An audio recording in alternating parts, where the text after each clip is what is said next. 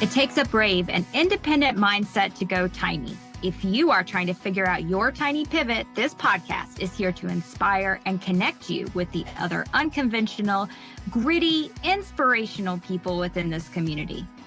I am Laura Lynch, your tiny house friend and host. On this show, we are always going to come back to money because as a financial planner, this is the question I hear the most. How do I make this work for me financially? Well, that's my jam, so jump in, let's go. New episodes drop every Thursday.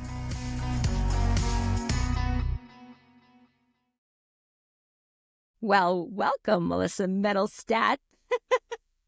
We were just working on the clarification of the pronunciation, and I'm like, stat, how math nerdy. Super excited to talk to you about the work that you do in the finance world, just like me. And also your nomadic lifestyle in an RV. Thank you so much for joining me. Thank you so much for having me. This is a conversation I've been looking forward to having because not often do I get to have such a mix of my lifestyle and my business. The conversation really gets to encompass the whole me. So looking forward to it. Isn't that why we chose this self-employment entrepreneurship journey, is to be our whole self? Yes, 100%. So let's talk about that in the context of homeownership, because I want you to introduce yourself and then talk a little bit about why you quit homeownership. Okay. Melissa Mitt, as you said. I go by Melissa Mitt because the last name is just a mouthful. It's hard enough for me to spell, let alone for other people to figure out how to spell it. I made the mistake with my first website. I tried to shorten it a little bit, and it was like melissamiddles.com, and someone's like, yeah, but it still sounds like middle, like M-I-D-D. I was like, oh yeah, that's not right. Gone through some iterations there. I am a financial consultant for small business owners, mostly people who identify as solopreneurs. And as a financial consultant, we'll kind of get into my backstory a little bit more later, but I work with folks from the moment the money comes into the business to when it leaves out of your personal checking account. So that entire flow of money through the business, through your personal life. We have to obviously separate our business and personal finances, but the influence that they have on each other cannot be broken. So I get to look at the whole life cycle of money as a financial consultant. So it's very fun for me to see it all.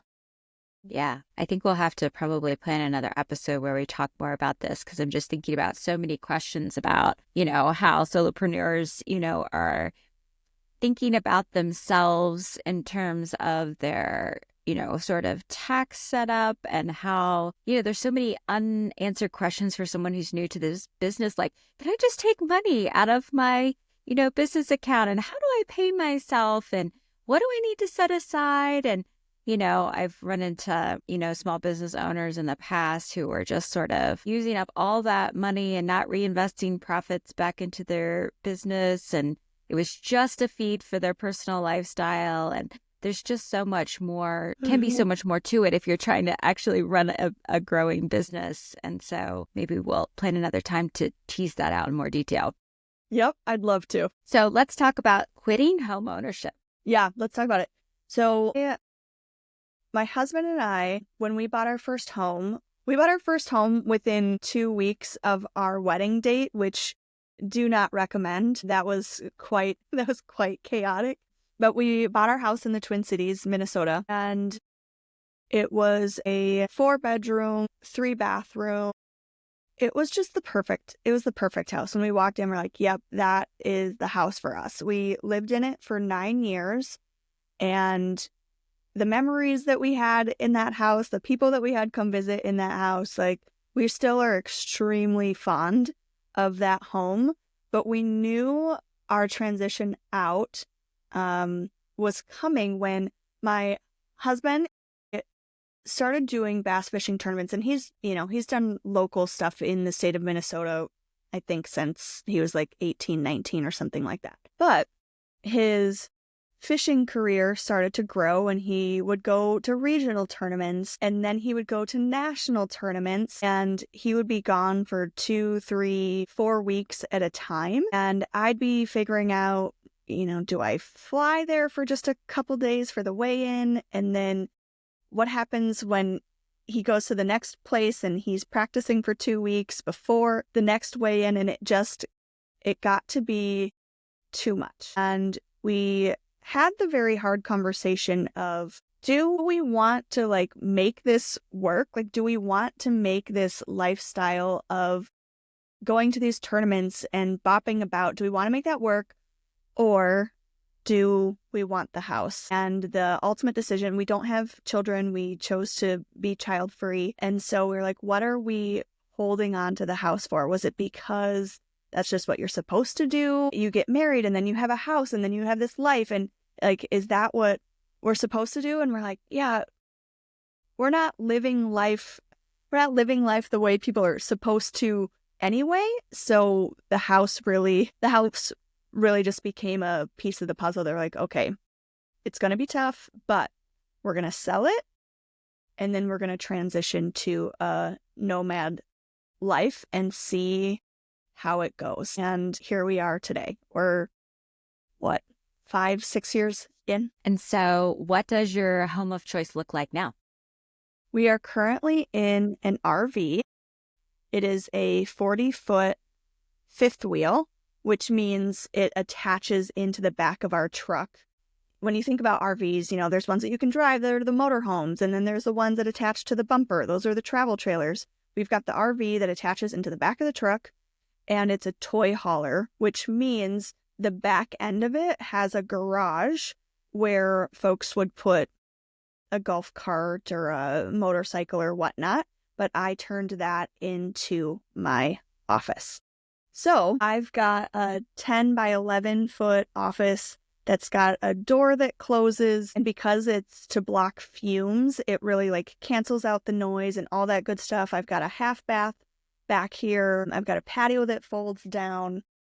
So my little office is my sanctuary in the RV. Dang, how cool to have that whole separated space for your office. And it seems like that your transition into this nomadic lifestyle was more kind of pushed by career goals than actually a lot of people. It's kind of like the opposite. They make that lifestyle choice and then they, tag the career on afterwards, figure out what they're going to do once they're out there. But it seems like that it's actually the whole fishing career that actually pushed you into this nomadic lifestyle, which is kind of an interesting twist on things. So how is that going for your husband's goals and for your kind of what you were trying to achieve in terms of being there or not having to, get on a plane so much? How is that working out?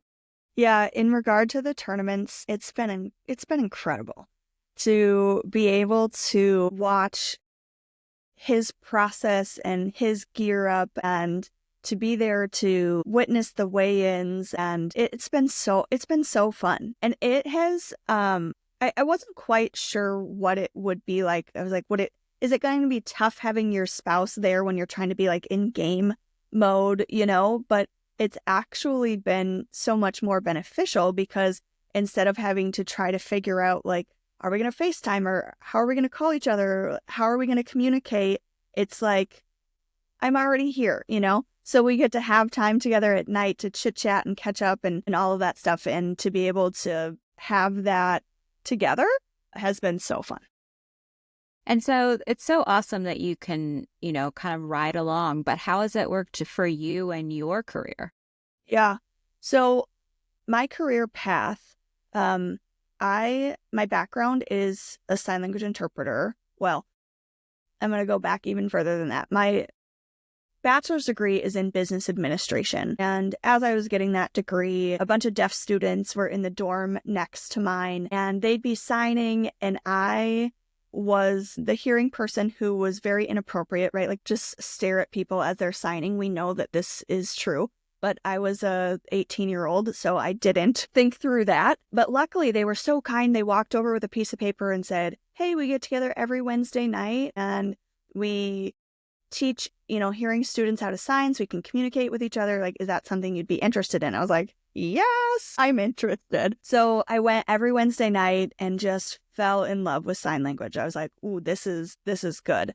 So then I took sign language classes as a foreign language. And about my junior year, I was like, I really love this. Like, I think I want to do something more with sign language. And so I decided I wanted to stay, get my bachelor's degree just so I had one. And then I went back to school to get my sign language interpreting degree, which is an AA degree. And so I have been sign language interpreting since I graduated in 2008. Everything that I was doing was in person.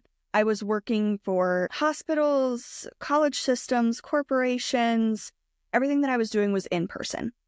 And then COVID hits, and everything that I had been doing just kind of like vanished, and I had to pivot. I was in that moment of like, okay, everything I know, everything I've been doing is just kind of like gone. So money kind of became the thing of like, what else are you good at, Melissa? What do people reach out to you for? Like, what makes sense as, something that you can do in this moment? And so money coaching was kind of like, I'll do money coaching. Accreditations and all that came later. We can dive more into that, but that's kind of how that came about. So the fact that we were like transitioning into this life kind of anyway, and then me trying to figure out how am I going to make that work. I was still trying to, like, if we go somewhere, will I sign up with an agency and I'll interpret there? And there was just so many moving pieces that I couldn't quite figure out. And COVID just like pushed me over and was like, okay, we've got to figure out something completely. So that's how the money piece just kind of came up in my life. And so to run a fully online business, I also got forced into that. So you said it was the career choice for Kent that kind of pushed us in one direction. And then COVID just like fully said, okay, you're doing this. And so figuring out how to run a business completely online versus the in-person stuff that I had been, used to, definitely changed the game for me. And so was selling the house and getting into the RV like a helpful part of the whole financial transition for you in terms of your income dried up and you had to launch a fully online business, which of course we all know has runway investment costs and takes a while to start making any money. So was that a helpful piece? Big time. My runway was based on the equity that we had in our home. I would not have been able to make that happen had we not sold the house. Yeah. And so in a world in which your income had dried up while you were in that house, like that would have been tough times as it was for so many people in that pandemic period. Yeah. So interesting. It's all kind of like serendipitous, the timing of things. Yeah, it certainly was. I wish I would have done more journaling through that time to like really capture, because now when you're on the other side of it, you're like, oh yeah, I see how it all pieces together. But in that moment, you're like, boy, there was so much chaos and so much happening that it just felt insurmountable at the time. But here we are today. Yeah. So interesting. So now you're on this entrepreneurship journey and helping other entrepreneurs. I notice when I travel, whether it's going to a conference or, going, wherever I'm going, I like my schedule, like flies out of my head when I travel. So tell us what it's like for you, like keeping on schedule while you all are, hooking up and fueling up and packing up and supplying up and moving between locations. How do you balance all of? Yeah, so I wish I could say like, oh, I've got this mastered, but I'm similar to you in the fact that things just kind of like fly out of my head, when I'm traveling. I was just thinking about last year when we made I call it the migration south. Last year when we made our migration south, I had a workshop planned for, I think it was like the third day after we were scheduled to arrive to Florida. not smart, because last year we had our truck break down. We got stuck in random Podunk, Kentucky. We had to find a random RV place that would like take us to park until who knew when. The truck repair shop that we ended up having to go to was like an hour away, and they ended up having to keep our truck for like 5 days in order to get the part and get and do all the things. And so I didn't have access to strong enough internet, and I had to just like reschedule everything. And so it's been through a lot of trial and error where I'm now putting on my calendar, like, these are kind of like our set travel dates, but here's the flex that I'm going to need on either side of coming and going, which has definitely helped my nerves and to make sure that I can stick to the commitments that I've made, because that, of course, is important as a business owner, being able to stick to that. And I'm pretty transparent too with clients when they come on that we're nomads and we do a lot of traveling, and here's what the plan is, and I'll give you as much notice as possible if things have to kind of transition. Like, someone had asked me if I could do a presentation, and they said, what about March 13th? And I said, I'm not quite sure if that's a travel day yet for us, like, can we pencil it in? And then once I get that really ironed out, I'll give you a clearer idea if I'm going to be able to make that or not. So it's a lot of pre-work on the calendar, double, triple checking. And then the piece that has still caused some hiccups is we have both T-Mobile and we have Verizon internet, but there are still places that I land and those internets don't work. So I'm trying to figure out, like, do we move to somewhere else so I can get internet? Am I trying to find a local coffee shop that I can go to instead? Like, what that looks like. So, always got to keep things interesting as a nomad. So it's just comes with the territory. Yeah, for sure. And like that level of complexity and travel uncertainty can be super stressful. We definitely have had our moments on the side of the interstate and, trying to find tires at, tire shops and, like it can be pretty stressful. And yet at the same time, you've been in this for a number of years. It sounds like that it is just really resonating with you all and working out for, kind of what you're trying to accomplish right now. Yeah, 100%. And we, people will say to us, like, how long are you going to do it? Or, what's this look like for you? And the beauty of it is we have the option to say, as long as we want, we just we check in and we're like, still good? Are you still loving it? Yep. Okay, great. Let's do another migration south and see where it takes us. Yeah, we'll do it until it doesn't work for our lives or our work anymore. And you all go back to your family property, right, in Iowa on a, part of your schedule too. Tell us a little bit about that. Yeah. So the tournament schedule is January typically through mid-April-ish. And then we'll head to my parents' farm. So my dad has been a farmer my whole life, corn and soybeans. So there's a planting season, which happens mid-April, May-ish, kind of obviously depending on weather. So we help out with that. Kent is on tractor duty, and I'm on both kitchen and taxi duty. I joked with my dad. I was like, we have a little ATV that I drive around, and I was like, I'm going to get a little taxi sign to put on top of the Ranger to be like, the farmer taxi's here. So that's my duty. And then we stay put in Minnesota. We're there from May to September-ish for the most part. We do some jaunts here and there, but stay put in Minnesota. We have a seasonal spot that we love.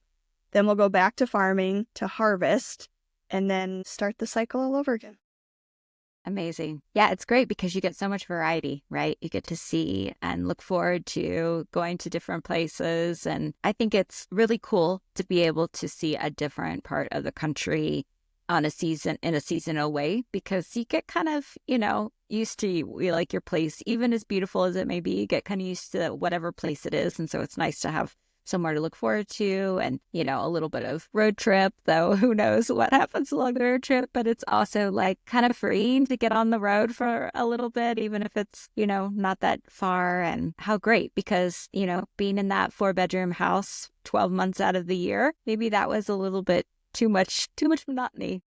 Yeah, yeah, so true. It was interesting when we first got married. I had lived, I think it was in 13 places in 10 years or something like that. It had been like, I'm a mover. And so when we were like, buy a house, originally my reaction was like, I don't know if that's like, can I commit to a house? Can I do that?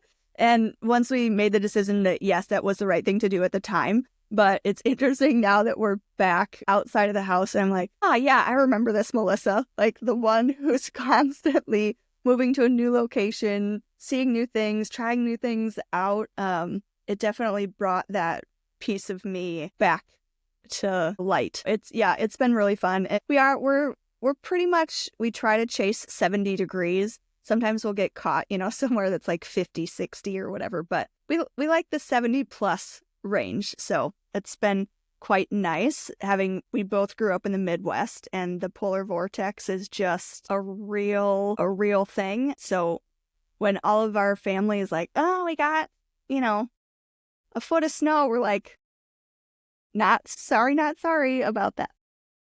So let's come back to money and talk about what it's been like for you all to be debt free. Yes. Okay. So we're not currently debt free. I want to clarify that right off the bat. But my financial journey did start that way. When I got out of school, so I covered my school with student loans and credit cards. And I did have jobs through college, but it's like you had to also pay for life. And so I didn't, I was waitressing and making, I don't know, like $3.25 an hour or something, it's like $5.50, I think, was minimum wage, and you didn't even have to pay that because you made tips to get up to that, right? So I was making barely anything. So student loans, credit cards are what got me through school.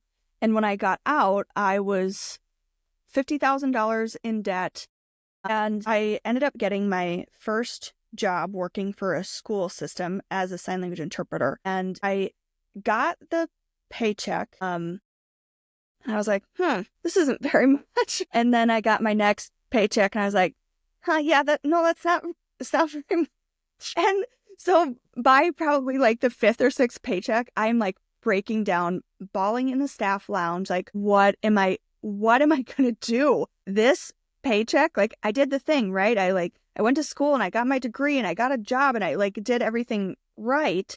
But I was like, this isn't pay for life as I know it. And so luckily for me, I had this colleague which I think now at the time I was like, it was very brave of her, but she was so kind, and she just said, maybe it's the financial management piece that you don't understand. I was like, maybe, and because I didn't really know much about how to handle money, obviously, because I was in credit card debt and all these other things. So I studied everything that I could about personal finance. I read all the books, I listened to all the podcasts, and figured out kind of a system for myself using spreadsheets and whatnot to whittle away at that debt. So within 3 years, I was able to knock off the $50K debt and save $15,000 for our wedding. So I was able to accomplish all of that,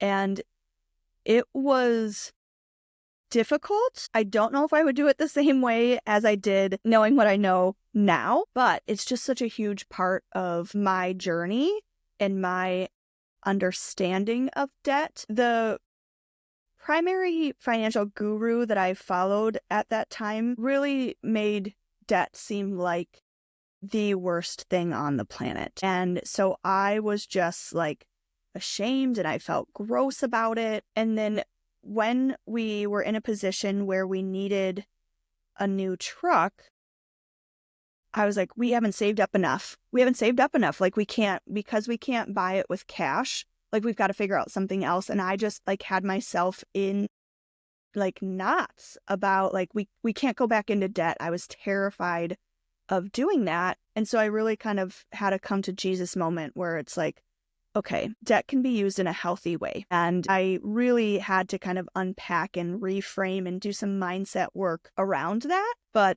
again, it's part of my story and it's part of why I'm here today doing the things that I'm doing. So yes, we do have a loan out on our truck and our RV at the moment, but my debt-free journey was something that I'm proud of. Like I said, it makes me who I am today when it comes to my money.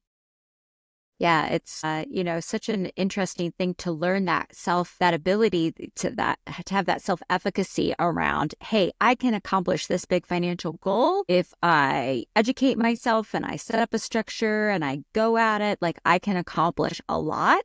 And so therefore, when you do, take out a loan for something else in the future, it's not quite the big monster because you know how to manage it. So it's just a learning experience, but definitely getting to that debt-free point taught you so much about yourself and your own abilities. Yeah, 100%.